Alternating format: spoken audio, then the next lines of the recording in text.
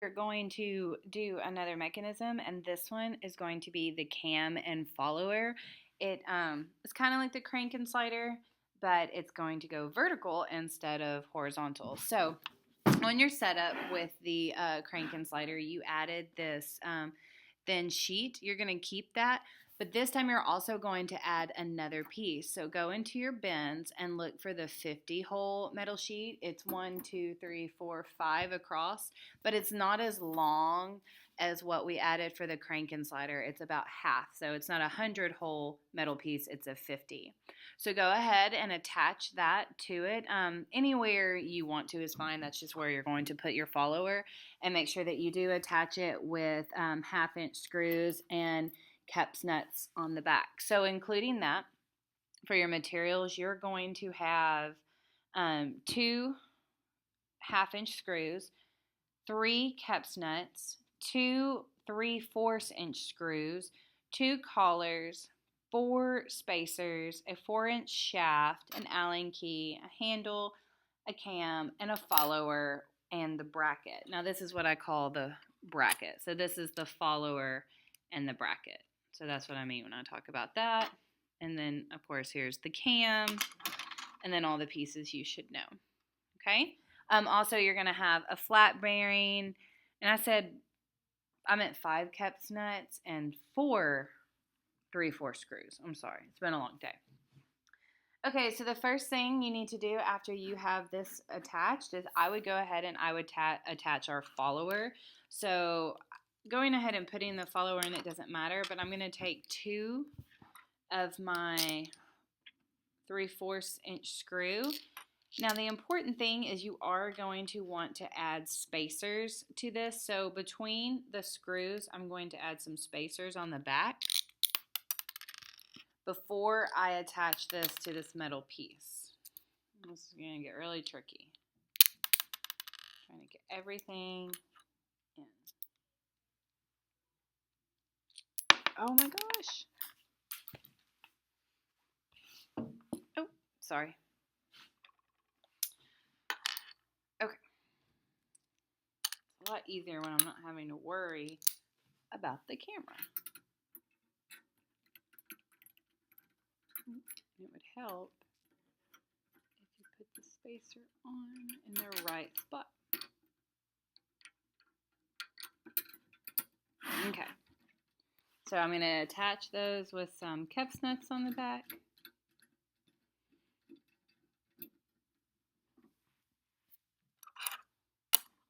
Where'd my other one go?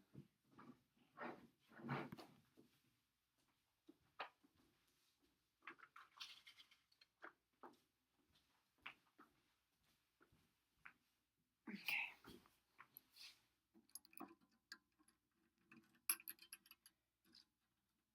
Oh, there it is. Fell behind the thing.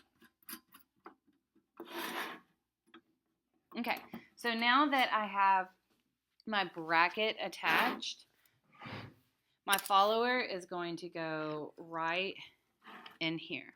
So I need to add my cam. So to do that, I'm going to take my 4-inch shaft, and the same thing is going to apply. You're going to slide it through. Make sure wherever you do put it that you allow for the cam to completely spin without hitting the bottom, okay? So go ahead and put your shaft through, and then on the very, very back, make sure you add your flat bearing. So I'm going to put my shaft through right here. Notice I'm at the top, and I am going through these 2 pieces as well as this piece all the way through the back. Okay, so I'm going to add my flat bearing and the screws and secure that with some Kep's nuts. And again, to make sure it gets nice and tight, hold the head of the screw as you're screwing the Kep's nuts since we don't have the wrenches. I know it does get difficult.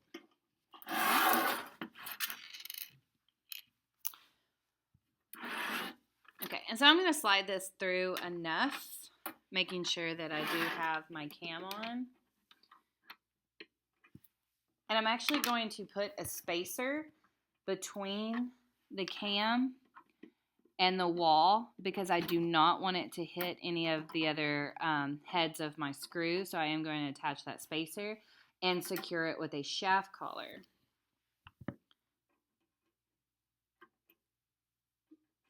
To tighten that down.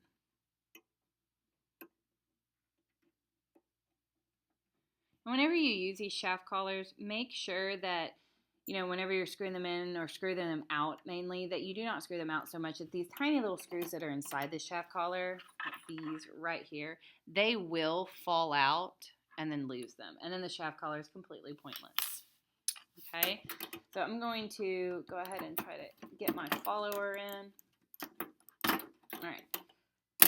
So you want to make sure that your follower is actually aligned perfectly on your cam. If it is too far back or too far forward, this mechanism is not going to work. So now I'm just going to go to the back of it, and I'm going to again secure this with the collar. And I actually am going to put a spacer on the back because last time I was struggling to tighten this collar, but then I got crafty and used my noodle and decided just put a spacer back there so I can have a better pivot point. But it's whatever you want. Ooh, sorry. And then I'm going to add my handle.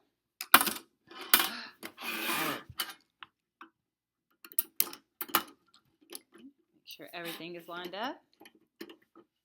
And here we go. No. All right. And see, now notice how that fell through.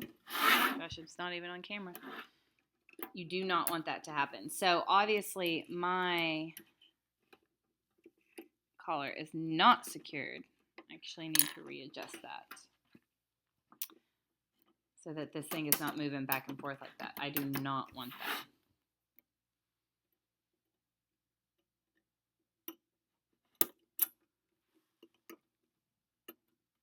There we go.